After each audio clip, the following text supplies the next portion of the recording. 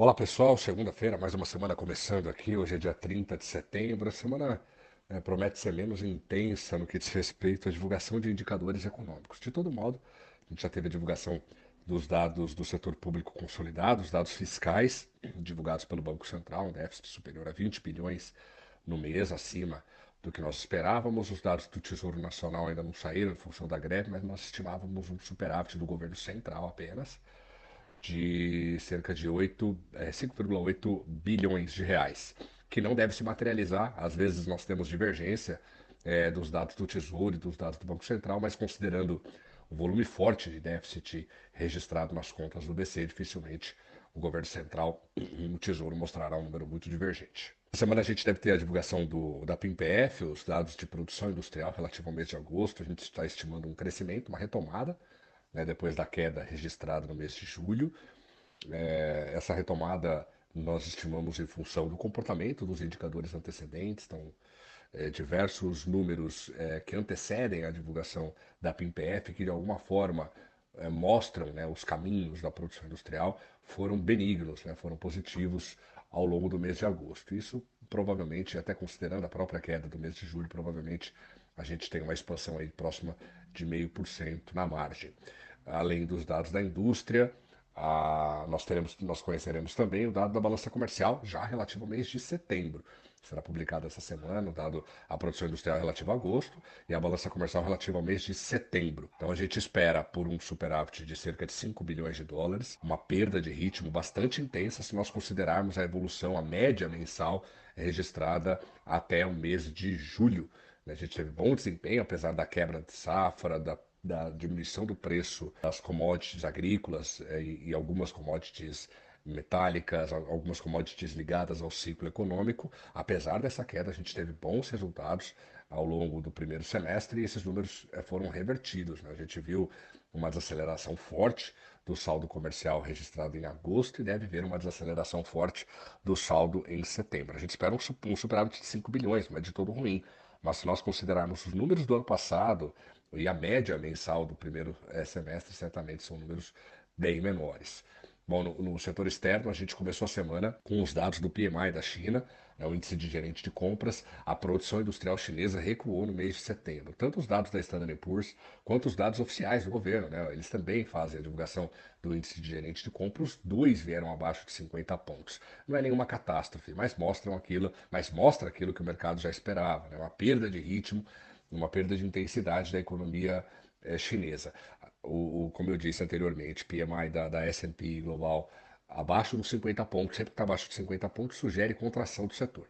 O PMI da NBS, né, do próprio governo chinês, também abaixo de 50 pontos. O PMI de serviços, relativo exclusivamente ao setor de serviços, continua acima de 50 pontos, mas também veio bem abaixo da expectativa do mercado. Então, teoricamente, o que os dados sugerem é que o setor de serviços cresceu no mês de setembro, mas num ritmo bem menos intenso do que o mercado esperava e bem menos intenso do que aquilo que havia sido registrado no mês de agosto. Bom, olhando, aí a gente vai ter, claro, PMI da Europa, a gente não espera nada muito diferente daquilo que a gente viu ao longo dos últimos meses. A Europa caminhando para um processo de estagnação, com a principal economia do bloco, a Alemanha, rumando para uma recessão técnica, né, já que os dados do segundo trimestre já mostraram recuo na margem ali na comparação com o primeiro trimestre. Nos Estados Unidos também tem divulgação de PMI, também tem divulgação de índice de gerente de compras e vai ser bem importante, né? Porque o mercado ainda está tentando entender quais serão os próximos passos do Federal Reserve. O Banco Central norte-americano vai cortar mais 0,25, ou melhor, mais 0,5%, ou ele vai diminuir a intensidade, vai cortar 0,25%, ou ele vai pular essa reunião de novembro, né? Esperar para ver os primeiros impactos do primeiro corte de 0,50%. Então, o mercado está tentando estimar isso, e o PMI vai ser crucial nessa equação. Se o PMI mostrar força adicional da economia americana, que é o que tem acontecido ao longo dos últimos meses, muito provavelmente o Fed se desmobilizará, né, nessa intenção de cortar talvez mais 0,5% na reunião marcada para o mês de novembro. Não é só PMI lá nos Estados Unidos, a gente também vai ter a divulgação dos dados semanais de novas requisições de seguro-desemprego, né, um indicador que antes pouco se observava, passou a ser crucial para a gente entender o movimento, né, do mercado de trabalho dos Estados Unidos. Segundo as últimas publicações semanais, o mercado de trabalho norte-americano está sobreaquecido, ele continua num ritmo bastante intenso de melhora. É verdade, os últimos números de desemprego e de geração de vagas de trabalho propriamente ditas mostram um processo de desaceleração da atividade econômica dos Estados Unidos. No entanto, é uma desaceleração ainda incipiente, é muito tímida.